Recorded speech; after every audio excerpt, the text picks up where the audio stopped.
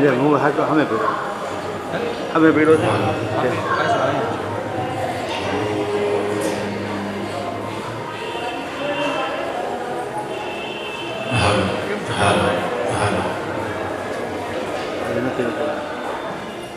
કૃષ્ણ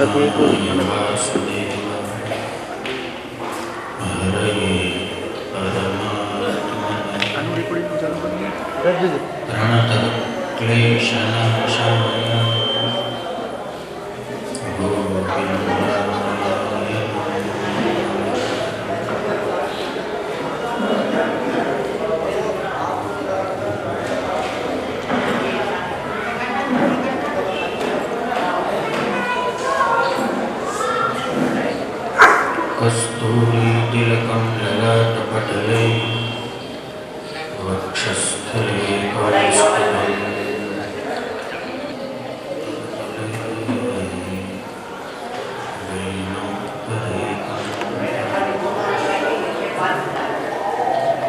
श्री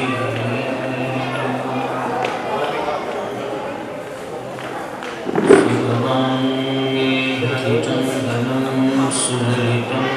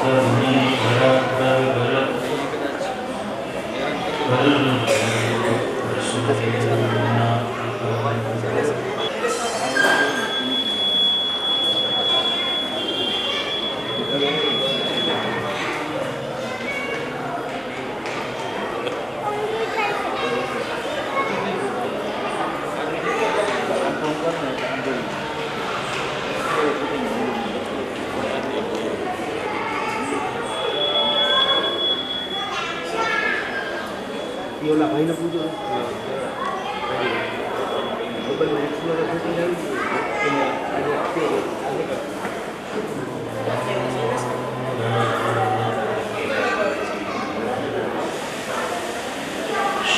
श्रीमद्भागवतं पुराणतिलकम् यद्वैष्णवानां यस्मिन् पारमाह्यमेकममलम्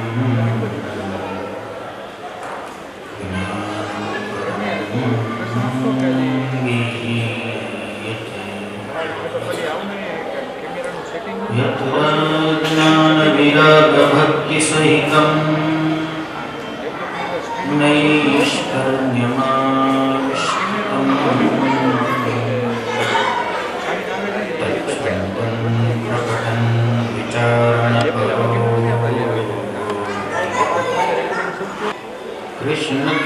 कृष्णत्वदीयपदकं त्वजपञ्जराम्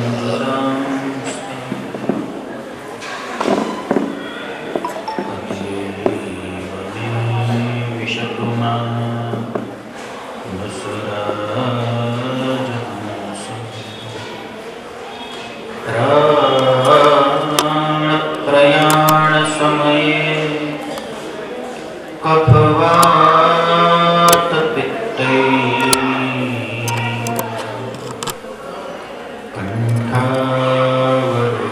कंठावरोधनते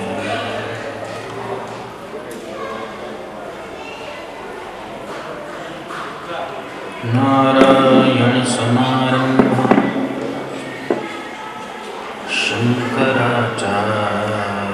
शंकराचार्यमध्यमाम् अस्मदाचार्यपर्यन्ताम् वन्दे गुरुपरम्पराम्।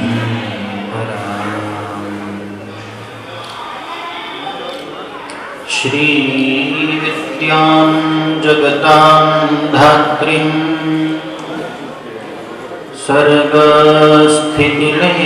सर्गस्थितिलयेश्वरीं नमामि ललितां नित्यां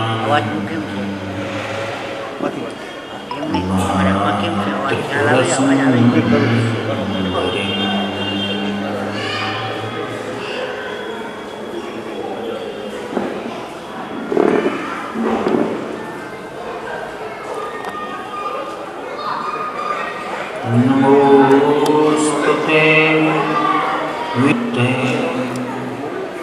फुल्लारविन्दायतपत्रनेत्र येन त्वया भारततैलपूर्णं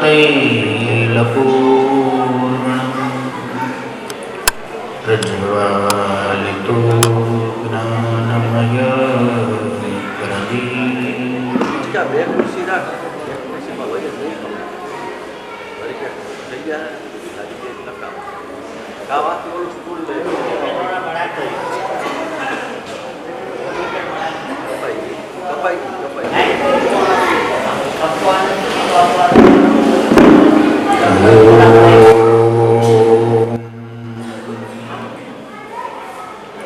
श्री गणेशाय नमः। श्री सरस्वत्यै नमः। श्री गुरुभ्यो नमः। ध्येयं सदा परिभवगनमभीष्टदोहम् तीर्थास्पदं शिवविरञ्चिनुतं शरण्यं भृत्यार्तिहं प्रणतपालभवाद्दिपोतं वन्दे महापुरुषते चरणारविन्दम्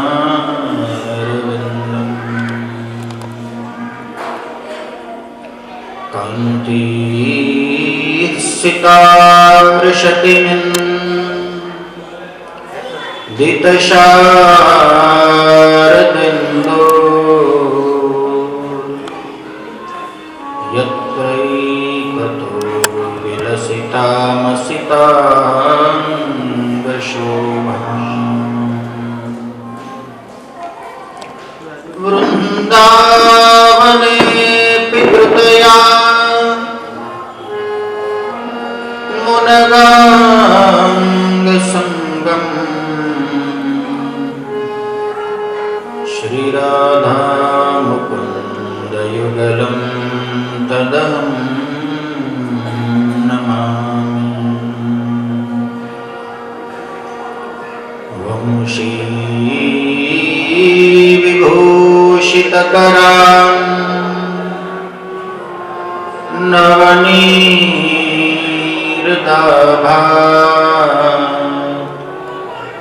पीताम्बरादरुणबिम्बफलाधरुष्ठा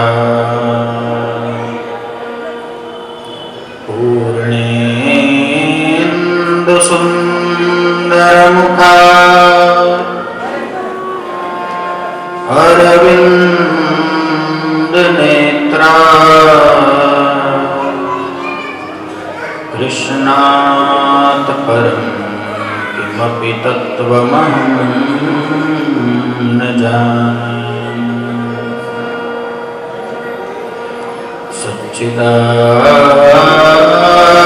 सच्चिदानन्दरूपाय विश्वोत्पत्त्यादिहेतवे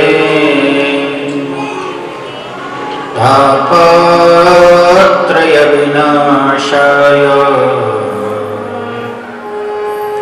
श्रीकृष्णाय वयं नमः।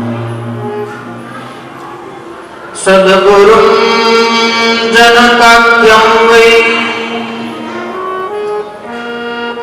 जनकं जन्मदायकं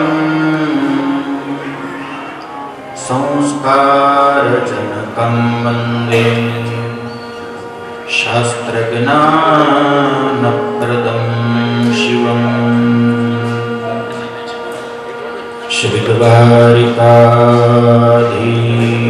की, श्री भागवत भगवान की, श्री कृष्ण कन्हैया,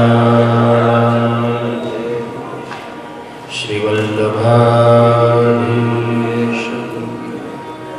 यमुने महारानी।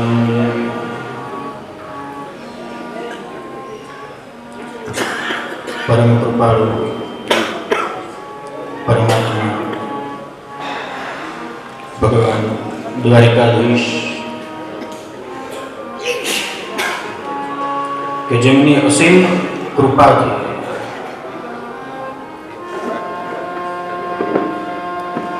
સપ્તદિન સાધ્ય શ્રીમદ ભાગવત સપ્તાહ જ્ઞાન યજ્ઞનો અવસર આપણને પ્રાપ્ત થયો। શાસ્ત્ર એવું કહે, ભાગ્યોદયેન બહુ જન્મ સમર્જિતેન સત્સંગમં ચ લભતે પુરુષો યદા વૈ। અનેક જન્મ જન્માંતરના ભાગ્યનો જ્યારે ઉદય થાય ત્યારે સત્સંગ લાભ પ્રાપ્ત થાય।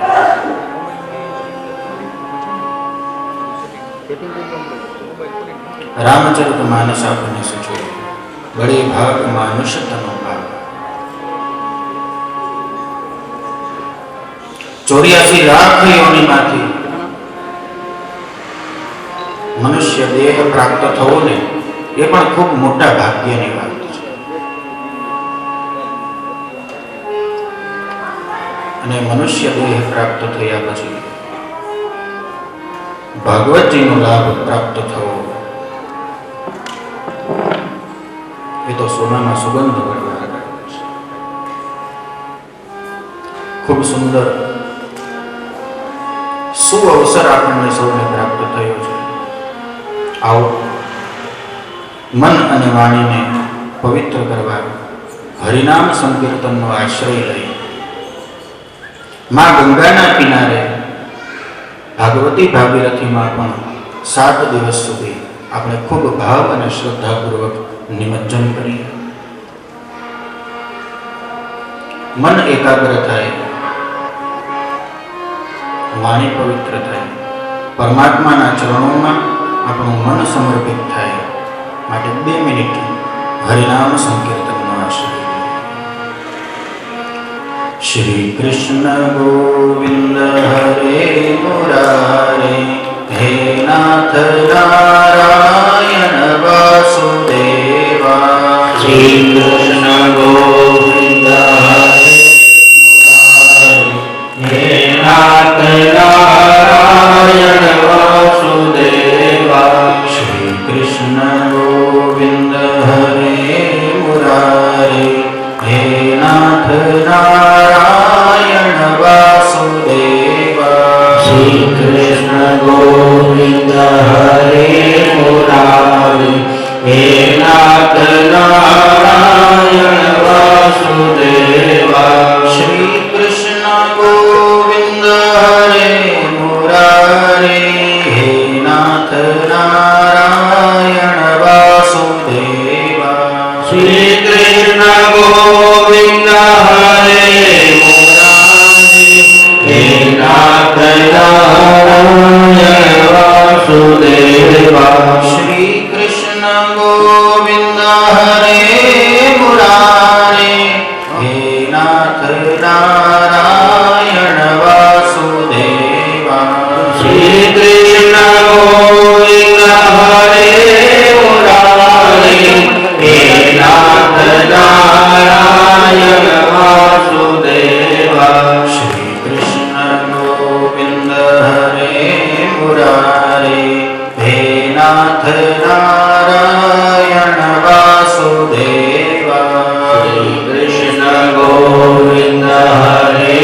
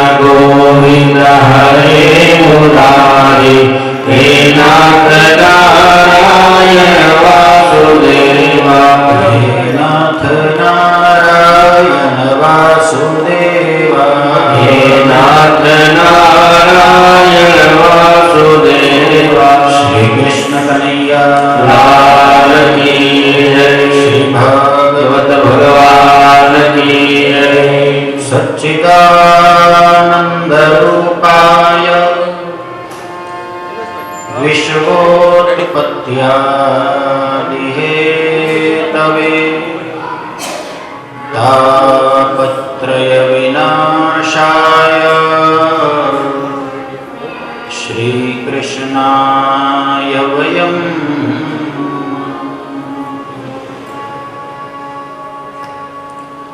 अखिल कोटि ब्रह्मांड नायक परम कृपाळु परमात्मा भगवान द्वारिकाधीश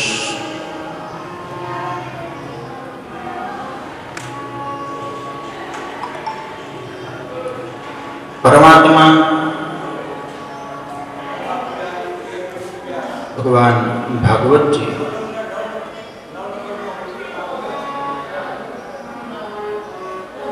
साक्षात कलियुग में परमात्मा शब्द विग्रह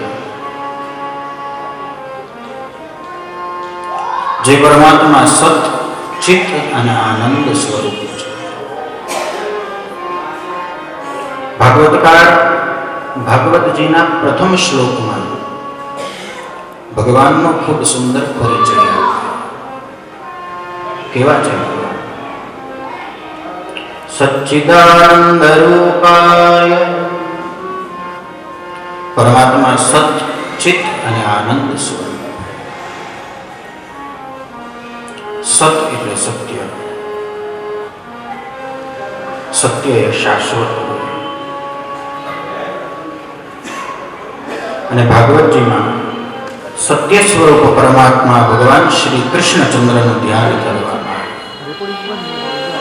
ભગવાન માં દેવકીના ગર્ભમાં પધાર્યા ત્યારે આકાશ માર્ગે દેવતાઓ 9 વખત સત્ય સત્ય કહી અને ભગવાન શ્રી કૃષ્ણની પ્રાર્થના. સત્યવ્રતમ સત્ય પરમ ત્રિસત્યમ સત્યસ્ય યોનિમ નિહિતમ ચ સત્યે સત્યસ્ય સત્યામૃત સત્ય નેત્રમ સત્યાત્મકં ત્વાં શરણં પ્રપન્ન. સત્ય સ્વરૂપ પરમાત્મા, ચિત્ત એટલે ચૈતન્ય સ્વરૂપ, જે પરમ ચૈતન્ય તત્વ છે, અને આનંદ સ્વરૂપ. આવા દ્વારિકાધીશ મહારાજ એ પરમાત્માનું કાર્ય છે. વ્યાસજી મહારાજ જણાવ્યું, વિશ્વોત્પત્ત્યાદિહેતવે, આ જગતની, આ વિશ્વની ઉત્પત્તિ, સ્થિતિ અને લયના કારણભૂત પરમાત્મા એવા ભગવાન સચ્ચિદાનંદ કૃષ્ણચંદ્ર પરમાત્માને અમે સૌ સાથે મળી નમસ્કાર કરીએ. શા માટે? તાપત્રય વિનાશાય.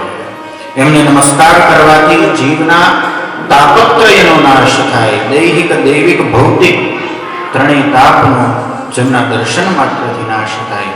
જેમને નમસ્કાર કરવાથી તાપત્રય આપણાથી દૂર થાય એવા ભગવાન શ્રી કૃષ્ણચંદ્રને અમે સૌ સાથે મળી નમસ્કાર કરીએ.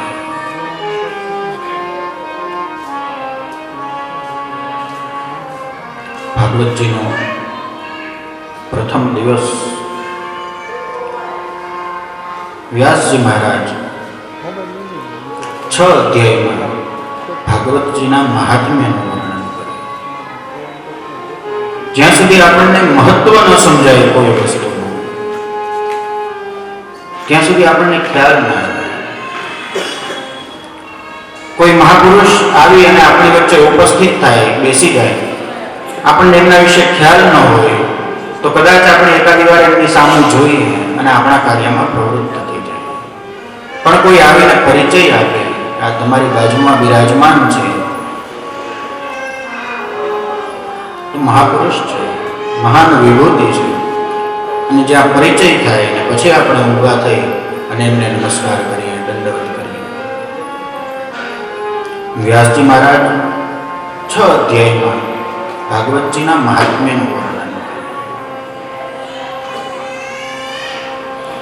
નૈમિષારણ્યની પાવન ભૂમિમાં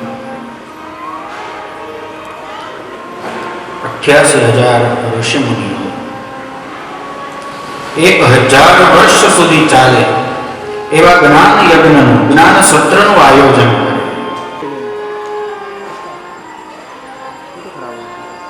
સૂતજી મહારાજને વ્યાસાસન પર બિરાજમાન કરે. સહસ્ર વર્ષ સુધી ચાલનારા જ્ઞાન યજ્ઞનું આયોજન કરે. અને આપણને પ્રશ્ન થાય કે મહારાજ, એ સત્યયુગની અંદર ઋષિ મુનિઓને 1,000 વર્ષ સુધી ચાલે એવા યજ્ઞનું, જ્ઞાન યજ્ઞનું આયોજન કરવાનો વિચાર શા માટે આવ્યો?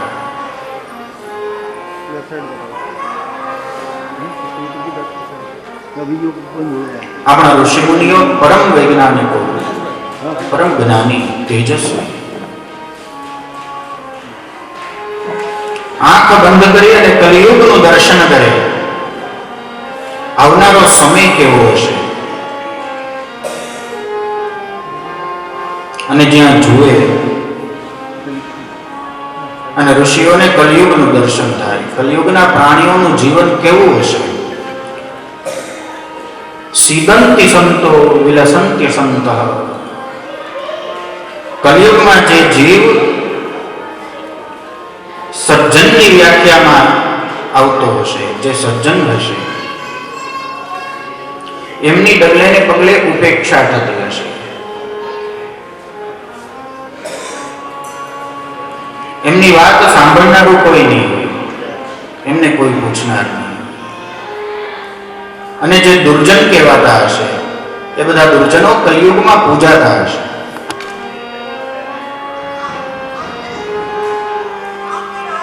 જોવા જઈએ તો સત્યયુગથી સંપૂર્ણ રીતે વિપરીત સજ્જનોની પૂજા થાય અને દુર્જનોની ઉપેક્ષા થાય, એને સતયુગ કહેવાય. પણ જ્યાં સજ્જનોની ઉપેક્ષા થાય અને દુર્જનોની પૂજા થાય, એને કલિયુગ કહેવાય. આગળ જોયું અને ઋષિઓને કલિયુગનું દર્શન થયું. પુત્રા નયંતે જનકશ્ચિરાયુ. કલિયુગમાં પિતા દીર્ઘાયુષી હશે અને સંતાનોના મૃત્યુ થશે.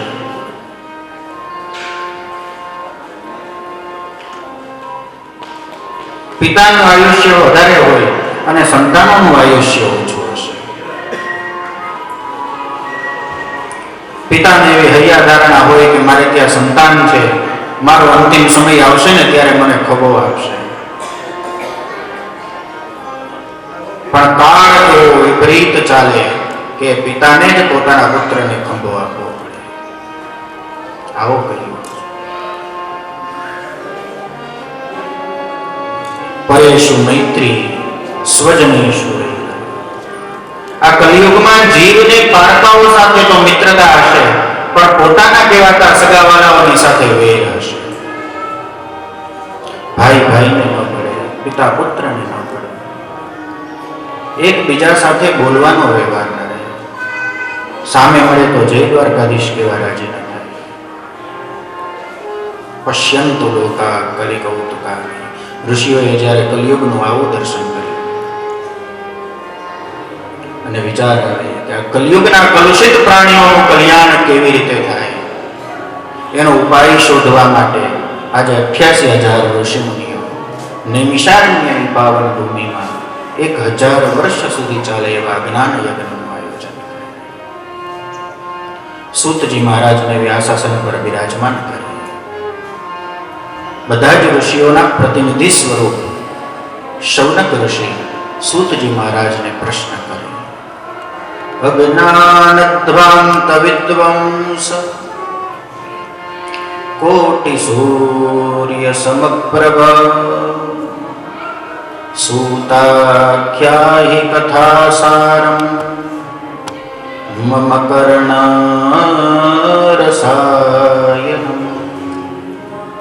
સૂતજી મહારાજ, અમારા હૃદયમાં અજ્ઞાન રૂપી અંધકાર છવાયેલો છે. આપની પાસે કરોડો સૂર્ય સમાન જ્ઞાનનો તેજ પુંજ છે. કૃપા કરી અમારા હૃદય પર પણ એ જ્ઞાનના પ્રકાશની એક રેખા, એક કિરણ અમારા પર કૃપા થો તો અમારા હૃદયમાંથી અજ્ઞાન રૂપી અંધકાર દૂર થાય. મહારાજ, અમે જાણવા માંગીએ છીએ કે કલિયુગના જીવો એમના હૃદયમાં ભક્તિ, જ્ઞાન અને વૈરાગ્ય કેવી રીતે પુષ્ટ થાય? માયા અને મોહથી કલિયુગના જીવ કેવી રીતે બચી શકે?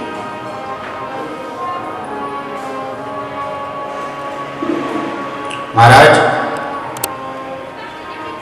કલિયુગના જીવોનું જીવન ક્લેશથી આક્રાંત થયું છે.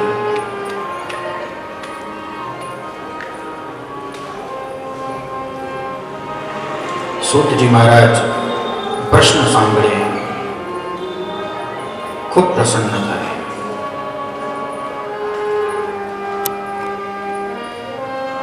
કારણ આ પ્રશ્ન સમસ્ત વિશ્વના કલ્યાણ માટેનો છે. કોઈ સ્વતંત્ર પ્રશ્ન નથી, આત્મકલ્યાણનો પ્રશ્ન નથી. દરેક જીવ માત્રના કલ્યાણ. સૂતજી મહારાજ પ્રસન્ન થાય. મહારાજ, અમે એવું સાંભળ્યું છે કે કોઈને ચિંતામણી પ્રાપ્ત થાય તો એ જે વસ્તુનું ચિંતન કરે એ વસ્તુ એમને પ્રત્યક્ષ પ્રગટ થાય, પ્રાપ્ત થાય. કોઈ કલ્પ વૃક્ષની નીચે બેઠું હોય તો જે કલ્પના કરે એ સાચી થાય.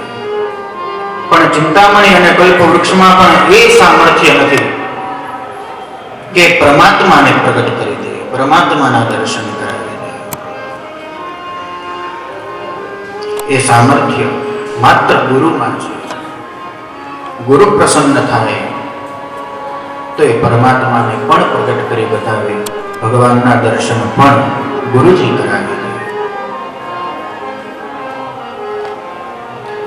માટે સૂતજી મહારાજ, અમારા ઉપર કૃપા કરો, અમને ઉપદેશ આપો.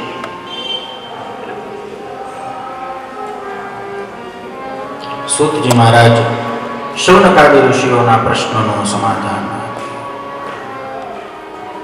કાલ વ્યાલ મુખગ્રાસ ત્રાસ નિર્ણાશયે તવે શ્રીમદ ભાગવતમ શાસ્ત્રમ કલૌકીરેણ ભાષિતમ. ઋષિઓ, કલિયુગના જીવ કાલરૂપી વ્યાલના મુખનો કોડિયો બનીને બેઠા છે. કોઈ સર્પ જેમ ડેટકાને પોતાના મોઢામાં પકડી લે, એ ડેટકાનું મોઢું બહારની સાઈડ હોય, જુએ છે, એને ખ્યાલ નથી આવતો કે હું પણ કાળનો કોડિયો બનીને બેઠો છું, અને છતાંય એની દ્રષ્ટિ બહાર અત્ર તત્ર ફરતી હોય કે મને ક્યાંકથી ભોજન પ્રાપ્ત થાય. ઋષિઓ, આ કલિયુગના પ્રાણીઓની દશા પણ આવી જ કંઈક છે. આપણે સૌ કાળરૂપી સર્પના મુખનો કોડિયો બનીને બેઠા છે. બસ એ સર્પને મોઢું બંધ કરવાની વાત છે.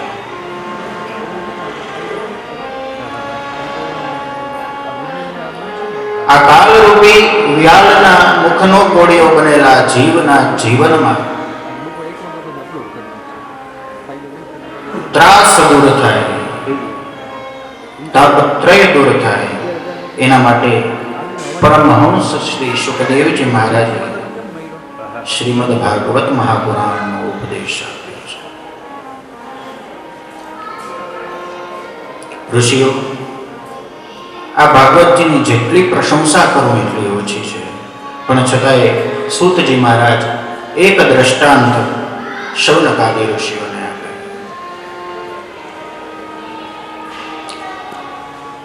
હરિદ્વાર ક્ષેત્રમાં માં ભગવતી ભાગીરથીના કિનારે, ગંગાજીના કિનારે સુખદેવજી મહારાજ પરીક્ષિતને ભાગવત કથાનું પાન કરાવવા બિરાજમાન થાય અને ત્યાં સુધા કુંભમ ગૃહીત્વૈવ દેવાસ્તત્ર સમાગમન.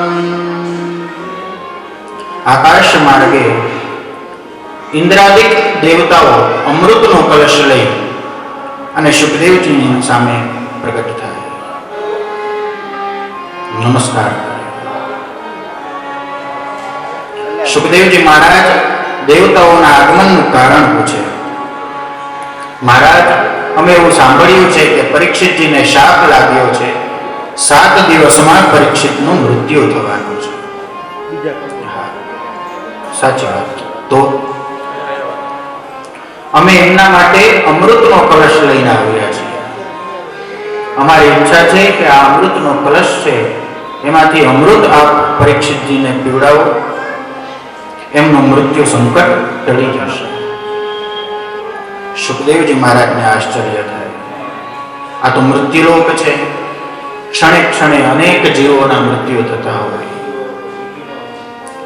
નથી મેં દેવતાઓનું આવાહન કર્યું, નથી પરીક્ષિતે પ્રાર્થના કરી, અને છતાં એ દેવતાઓ અમૃતનો કુંભ લઈ અને પ્રગટ થયા. આ તો મહાન આશ્ચર્ય છે. સારું, આપ પધાર્યા છો, સ્વાગત છે. આપની ઈચ્છા હોય તો પીવડાવો. મહારાજ, અમૃત તો અમે પરીક્ષિતને પીવડાવશું, પણ અમારી એક વિનંતી છે. શું? આ સ્વર્ગનું સુધામૃત છે એ પરીક્ષિતજી મહારાજ પીવે, એમના બદલામાં ભાગવતામૃત જે આ પરીક્ષિતજીને પીવડાવવાના હતા એમનું પાન અમને કરાવો. અને જ્યાં દેવરાજ ઇન્દ્રના મુખેથી આ વાત સાંભળે અને ભાગવતકાર એવું વર્ણન કરે કે સુખદેવજી મહારાજ ખૂબ હસે.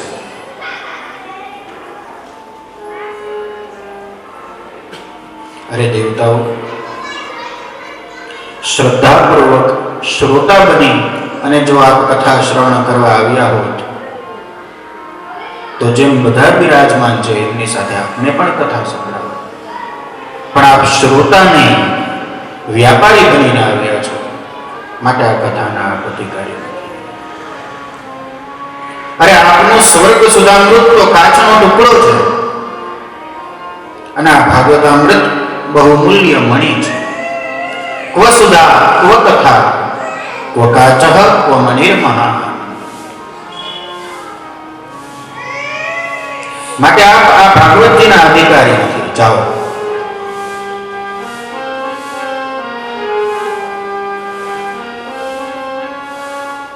બ્રહ્મરાગો વિચાર્યૈવ તદા દેવાન જહાસ. દેવતાઓને ખીજાઈ અને મોકલી દીધા, પણ ભાગવતજી દેવતાઓને આપે, સંભળાવે. ભાગવતજીના ઉત્તમ વક્તા એટલે સુખદેવજી મહારાજ, એમનું એક નામ બ્રહ્મરાજ. ભાગવતજીના ઉત્તમ શ્રોતા પરીક્ષિતજી, એમનું એક નામ વિષ્ણુનાથ. ભાગવતજીના વક્તા અને શ્રોતા બંનેને માતાના ગર્ભમાં પરમાત્માના દર્શન પ્રાપ્ત થયા. જેમને જન્મ લેતા પહેલા જ માતાના ઉદરમાં પરમાત્માના સાક્ષાત દર્શન પ્રાપ્ત થયા હોય, એમને આ સંસારની કોઈ જ વસ્તુ લોભાવી ન શકે.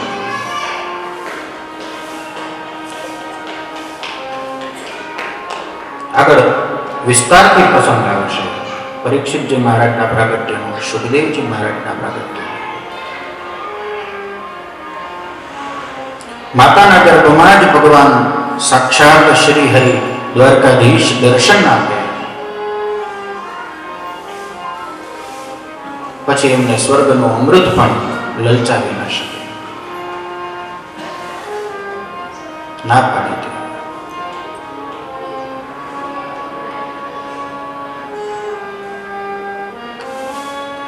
બ્રહ્મલોકની અંદર જઈ દેવતાઓ બ્રહ્માજીને ફરિયાદ કરે, મહારાજ, સુખદેવજી મહારાજ પરીક્ષિતજીને ભાગવતજી સંભળાવે છે, ભાગવતજીની કથાનું શ્રવણ કરાવે છે.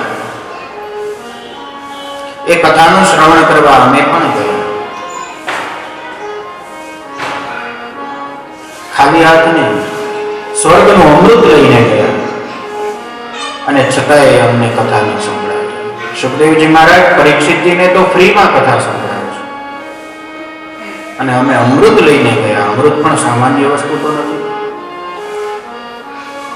દેવતાઓ અને અસુરોએ સાથે મળી સમુદ્ર મંથન કર્યું. ખૂબ મહેનતે અમૃત પ્રાપ્ત થયું. અમૃત પ્રાપ્ત થયું અને દેવાસુર સંગ્રામ થયો.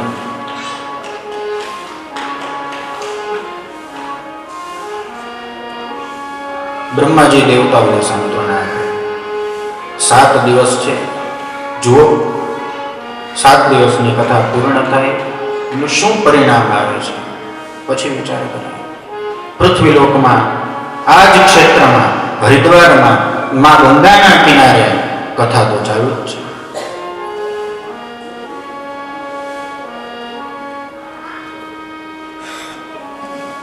સુખદેવજી મહારાજે પરીક્ષિતને કથા કરતા કરતા ભારત ભૂમિ અને માં ગંગાનું ખૂબ વિશદ વર્ણન કર્યું છે, ખૂબ વિસ્તારથી વર્ણન કર્યું છે. આપણે સૌ પરમ ભાગ્યશાળી છીએ કે આ ક્ષેત્રમાં આપણને આ 7 દિવસ સુધી સત્સંગ લાભ પ્રાપ્ત થયો. સામાન્યતઃ ક્ષેત્રનું એટલું મહત્વ ન હોય. આગળ કથામાં આવશે કે ભાગવત કથા ઘરમાં પણ થાય, ઘરમાં કરી શકાય, પણ છતાંય સામાન્યતઃ જોવા જાય તો ક્ષેત્રનું મહત્વ નથી. પણ જો એ ભાગવત કથા તીર્થ ક્ષેત્રોમાં કરવામાં આવે તો એનું ખૂબ મહત્વ વધી જાય. અને એમાં પણ હરિદ્વાર જેવી પાવન હરિદ્વાર, જેને માયાપુરીથી ઓળખાય. પુરાણમાં આ હરિદ્વાર ક્ષેત્રના અનેક નામો છે. સૌ પ્રથમ પદ્મ પુરાણની અંદર આ ક્ષેત્રને હરિદ્વાર તરીકે ઓળખાવવામાં આવ્યું છે. ત્યાં સુધી ગંગા દ્વાર કહેવાતું, મોક્ષ દ્વાર કહેવાતું, સ્વર્ગ દ્વારના નામથી પણ આ નગરીને ઓળખવામાં આવે છે. સપ્ત સ્રોતના નામથી ઓળખાય છે. અનેક નામો છે.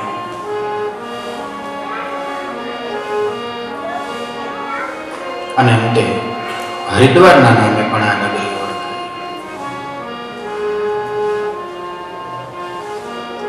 સમુદ્ર મંથનમાંથી ભગવાન ધન્વંતરી મહારાજ અમૃત કુંભ લઈને જ્યારે પ્રગટ થાય ત્યારે અમૃતના ઘડામાંથી પૃથ્વી પર 4 સ્થાને થોડું થોડું અમૃત ઢોળાયું.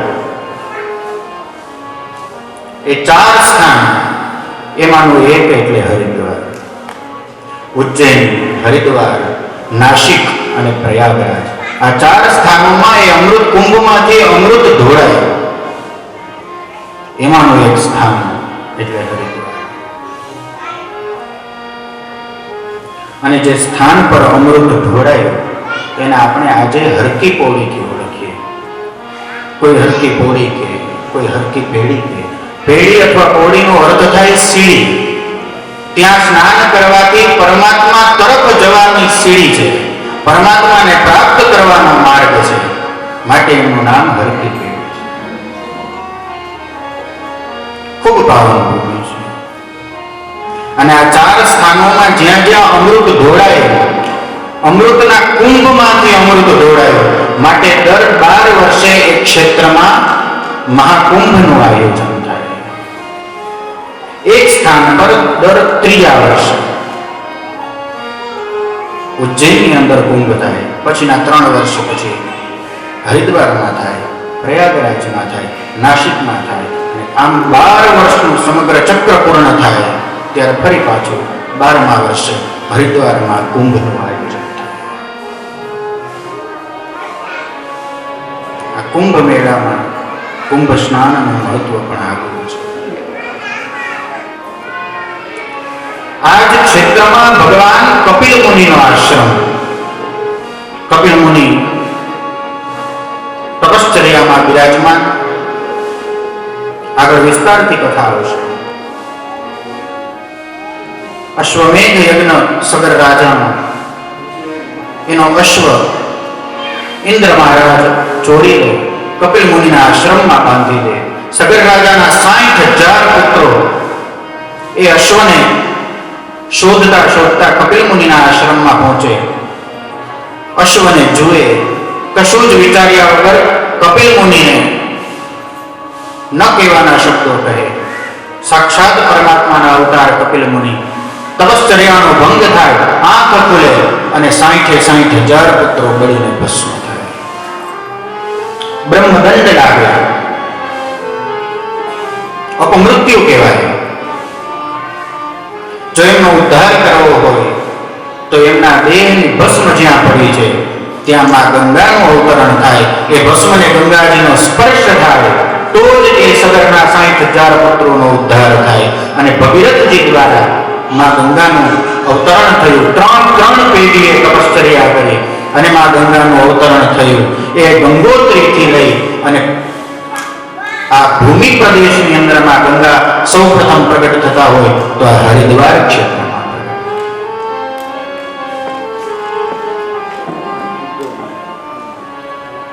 સગરના 60,000 પુત્રોને આ ભૂમિ પર મોક્ષની પ્રાપ્તિ.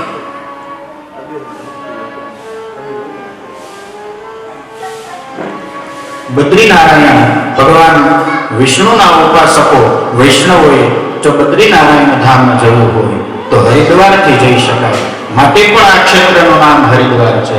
અને જેમને કેદારનાથ જવું હોય, જે શિવ ભક્તો છે એ આ જ ક્ષેત્રને હરિદ્વાર કહીને આવે. હરિદ્વાર એટલે હરિ સુધી પહોંચવાનું દ્વાર. હરિદ્વાર એટલે સાક્ષાત ભગવાન ભોળાનાથ મહાદેવ સુધી પહોંચવાનું સ્થાન. માટે આ સ્થાનનું આગળ આ સ્થાનમાં હરિ અને હર બંને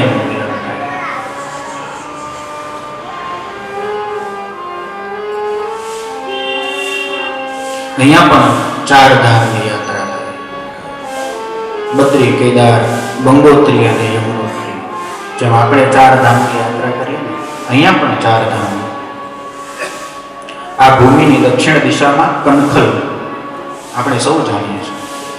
આ કનખલ કે જ્યાં દક્ષ મહારાજની યજ્ઞશાળા હતી, માં સતીએ પોતાના દેહનો ત્યાગ જે ભૂમિમાં કરેલો, એ પરમ પાવન ભૂમિ એટલે કનખલ તીર્થ.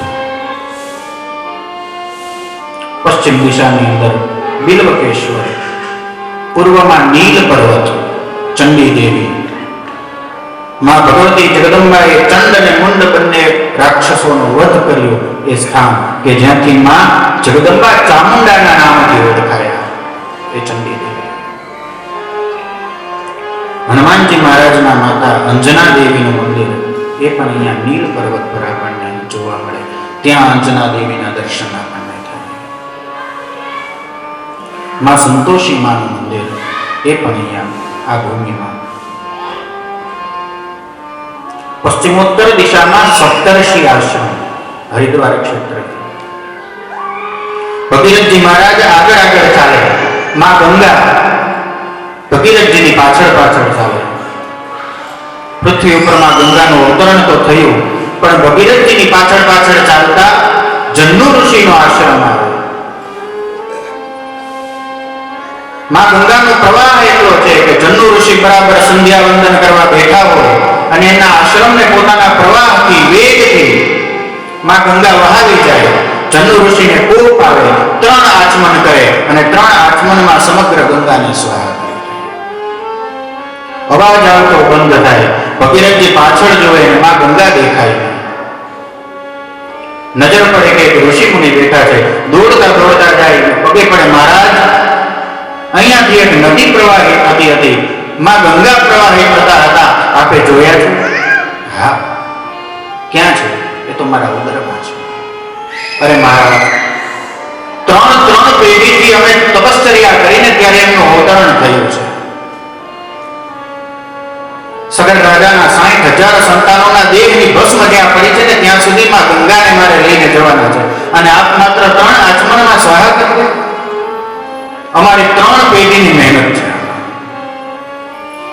કલયુગના પ્રાણીઓના કલ્યાણ કરવા માટે માં ગંગાને આ પૃથ્વી ઉપર અવતરિત થવાનું છે. અને આ 3 આચમનમાં સ્વાહા પ્રાર્થના કરે. અને જન્નુ ઋષિ માં ગંગાને પોતાની દીકરી માની અને પ્રવાહિત કરે, એટલે માં ગંગાનું એક નામ જાહ્નવી.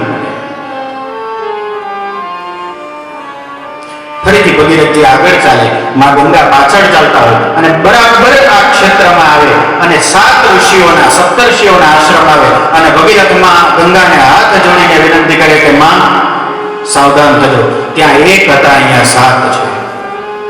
અને આ સપ્ત સરોવર માર્ગ જ્યાં 7 ઋષિઓના આશ્રમ અને આ 7 ઋષિઓના આશ્રમમાં માં ગંગા પોતાના પ્રવાહને વેગને ધીમો કરે, 7 ભાગમાં વહેંચાય અને 7 ભાગમાંથી વહેંચાઈને ફરી એક ભાગમાં ગંગા એકત્રિત થાય, માટે સપ્ત સરોવર માર્ગ કહેવાય. આ પરમ પાવન ભૂમિ એટલે હરિદ્વાર.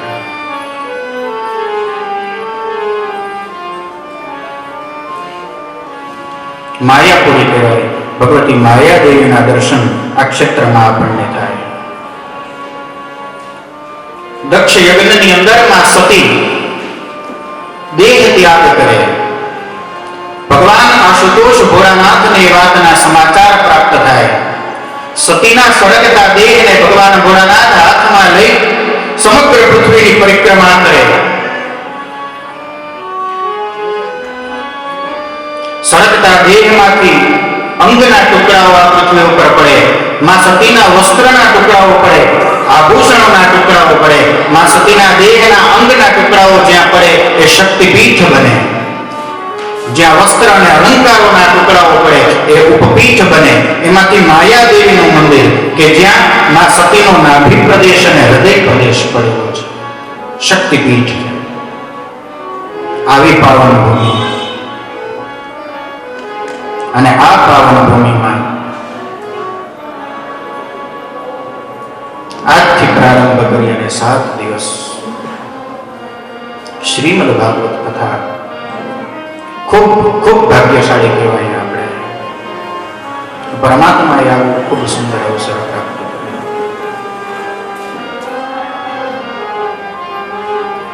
આ ભાગવતજી માત્ર પિતૃઓના મોક્ષ માટે નથી. આપણે ઘણીવાર એવું સાંભળ્યું છે કે રામાયણ જીવતા શીખવાડે, ભાગવતજી મરતા શીખવાડે. એવું નથી. હા, રામાયણ જીવતા શીખવાડે એ વાત સાચી, પણ ભાગવતજી જીવન પણ સુધારે અને મરણ પણ સુધારે. પરમાત્મા તો સંકલ્પ માત્રથી પ્રસન્ન થવા વાળા છે. જ્યાં મનમાં આપણે દ્રઢ સંકલ્પ કરીએ ને કે પિતૃઓનો મોક્ષ થાય માટે મારે હરિદ્વારમાં ભાગવતજીની કથા કરવી છે, એટલે પિતૃઓનો મોક્ષ તો અવશ્ય થઈ ગયો. પછી ભગવાન રાહ ન જોવે કે ક્યારે કથા થાય, 7 દિવસ પૂરા થાય પછી તમારા પિતૃઓનો ઉદ્ધાર થાય. પરમાત્મા એટલી રાહ ન જોવે.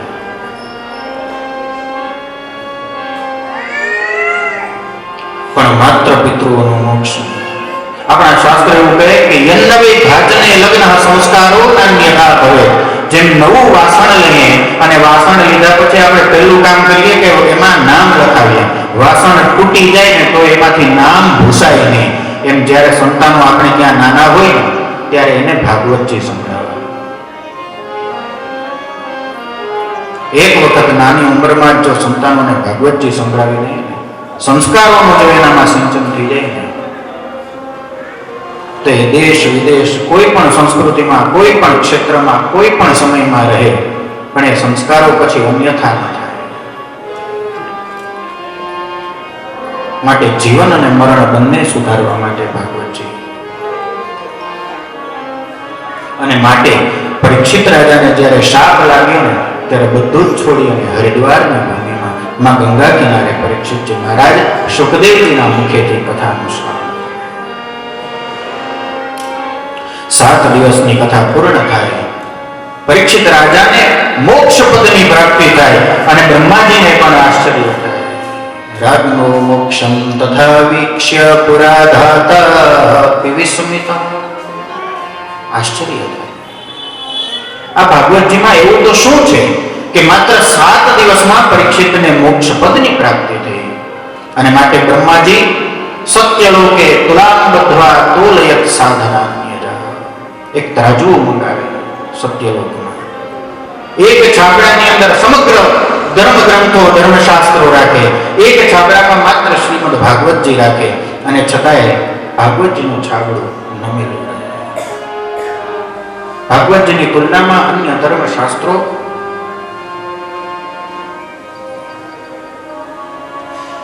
નિમ્ન લાગે. એટલે આપણને વિચાર આવે કે મહારાજ આમ તોલા છાબડા લઈ અને બ્રહ્માજી તોલી અને નિર્ણય આપે કે મેનિરે ભગવદ રૂપમ શાસ્ત્રમ ભાગવતમ કલૌ. કલિયુગની અંદર શ્રીમદ ભાગવતજી એ સાક્ષાત ભગવાનનો શબ્દ વિગ્રહ છે.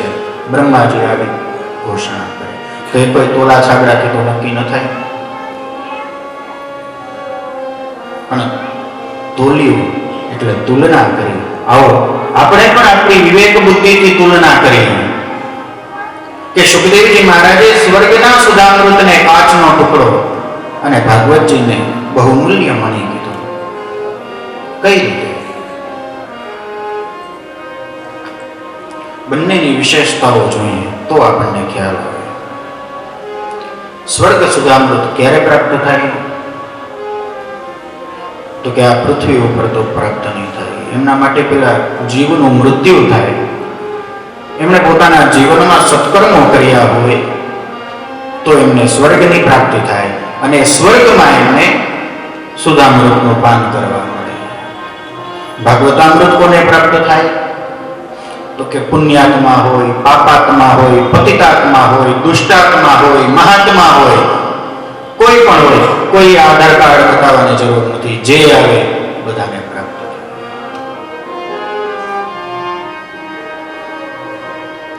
સ્વર્ગ સુધામૃતની બીજી વિશેષતા તો કે સુધામૃતનું જે પાન કરે એ અમર બને. ભાગવતામૃત અભય બનાવે. સ્વર્ગ સુધામૃત એવું કહેવાય, આપણા શાસ્ત્રો એવું કહે, મૃત્યુ પછી પુણ્યાત્માને સ્વર્ગની પ્રાપ્તિ થાય. સ્વર્ગમાં જાય એટલે એમના ગળામાં એક પુષ્પની માળા પહેરાવવામાં આવે. જ્યાં સુધી એ જીવના સત્કર્મના પ્રતાપ હોય, પુણ્ય હોય, ત્યાં સુધી એ જીવ એ સ્વર્ગમાં રહી શકે. એ ગળામાં રહેલી માળા એ જીવના જેમ પુણ્ય ખર્ચાતા જાય એમ માળા સુકાતી જાય. માળા સંપૂર્ણપણે સુકાઈ જાય એટલે ક્ષીણે પુણ્ય મર્ત્યલોકમ વિશંતિ. એ જીવને સ્વર્ગમાંથી ફરી પૃથ્વી ઉપર આવવું પડે, જન્મ લેવો પડે એમના કર્મ અનુસાર. તો સ્વર્ગનો સુધામૃત સ્વર્ગમાંથી નીચે તરફ ગતિ કરાવે. ક્ષીણે પુણ્ય મર્ત્યલોકમ વિશંતિ, ઉપરથી નીચે તરફ ગતિ કરાવે. અને ભાગવતામૃત નીચેથી ઉપર તરફ ગતિ કરાવે. ક્યાં ગતિ કરાવે? યદ ગત્વા ન નિવર્તન્તે તદ્ધામ પરમં. જ્યાં ગયા પછી ફરી પાછું આવવું ન પડે. સ્વર્ગમાંથી તો પુણ્ય પૂર્ણ થાય એટલે પાછું આવવું પડે. એનો અર્થ તો એવો થયો કે જેમણે સુધામૃતનું પાન કરવું હોય એના પુણ્ય ક્ષીણ થતા જાય, ઓછા થતા જાય. અને ભાગવત કથાનું શ્રવણ કરે એ કલ્મષાપહમ. ભાગવત કથાનું શ્રવણ કરે, ભાગવતામૃતનું પાન કરે, એના પાપ ઓછા થતા જાય, પાપ નષ્ટ થાય. એક અમૃત કે જેનાથી પુણ્ય ઓછા થાય, એક અમૃત કે જેનાથી પાપ ઓછા થાય. આપણે નક્કી કરવાનું છે કે કાચનો ટુકડો કયો અને મણી કયો. સ્વર્ગનું સુધામૃત પક્ષપાતી છે, ભાગવતામૃત નિષ્પક્ષ છે, બધા માટે સ્વર્ગ છે. સ્વર્ગ સુધામૃત પાન કરવામાં કદાચ લોભ કરવો પડે. સમુદ્ર મંથનમાંથી એક કુંભ પ્રાપ્ત થયો, હજુ સુધી ચાલે છે. કદાચ સ્વર્ગમાં ગયા પછી આમ દેખાડતા હશે મ્યુઝિયમમાં કે જો અમૃત કુંભ છે ને આ છે, સમુદ્ર મંથનમાંથી આ પ્રાપ્ત થયો. અને બહુ કદાચ વધારે પુણ્ય કરેલા હોય તો સૂંઘવા મળે, અમૃતનો સુગંધ આવે છે. બાકી જો બધાને ખૂબ પાન કરાવે તો કુંભ ખાલી.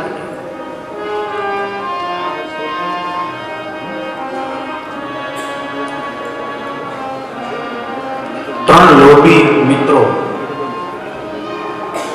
છાપ પરમ લોભી પોતાના માટે ક્યારે 1 રૂપિયો વાપરે નહીં, ને ત્રણેય મળે ને વિચાર કરે. ગામ આપણને લોભી તરીકે ઓળખે છે. ચાલો આજે થોડો ખર્ચો કરીને ગામને બતાવીએ. શું લેવું? 250 ગ્રામ ઘી લઈએ. પૈસા તો વપરાવાના જ છે, પણ કંઈક સ્વાસ્થ્ય તો સારું રહે. હૃદય ઉપર પથ્થર રાખીને ત્રણેય મિત્રો 250 ગ્રામ ઘી આખા ગામને બતાવે. આજે પછી અમને લોભી ન કહેતા, જો અમે 250 ગ્રામ શુદ્ધ ગાયનું ઘી લીધું છે.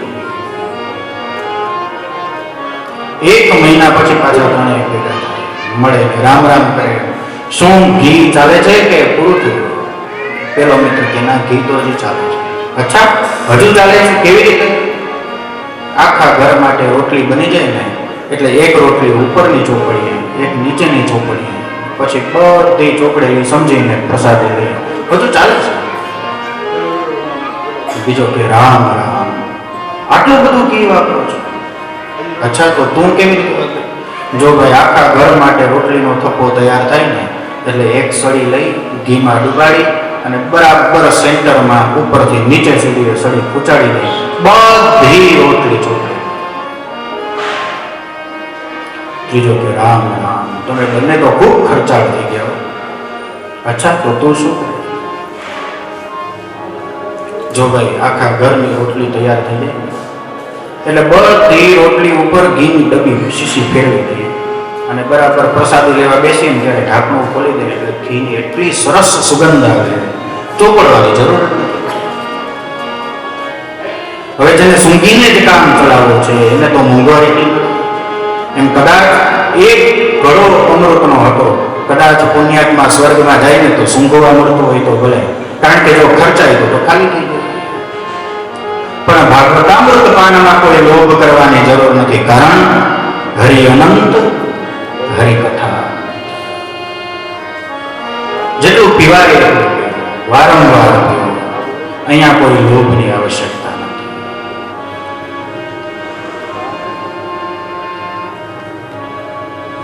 સ્વર્ગે સત્યે ચ કૈલાશે વૈકુંઠે નાસ્તિ અવકાશ. આ ભાગવતામૃત પણ પત્ર સર્વત્ર પ્રાપ્ત નથી. માત્ર આ પૃથ્વીલોકમાં, અને પૃથ્વીલોકમાં પણ માત્ર ભારત ભૂમિમાં. કારણ સમગ્ર પૃથ્વીલોકમાં ભારત ભૂમિ એ કર્મ ભૂમિ છે અને બાકી બધી ભોગ ભૂમિ છે. આપણા સંતો તો બહાર વિદેશમાં જઈને પણ ભાગવતામૃતનું પાન કરાવે છે, ખૂબ સારી વાત કહેવાય. બાકી બહાર તો બધી ભોગ ભૂમિ છે. ત્યાં તો 7 દિવસ આવી રીતે બેસવું અને કથા સાંભળવી એટલો સમય નથી કોઈ પાસે.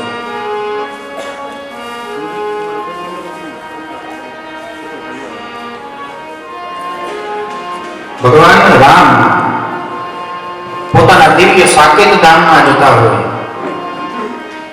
અયોધ્યાવાસીના પૂર્વે યથા રામેન સંગતા. સૌ અયોધ્યાવાસીઓને વિમાનમાં આરૂઢ કરે કે ચાલો બધા, જેમને રામનો સાથ મળ્યો હોય એનો તો મોક્ષ નિશ્ચિત છે.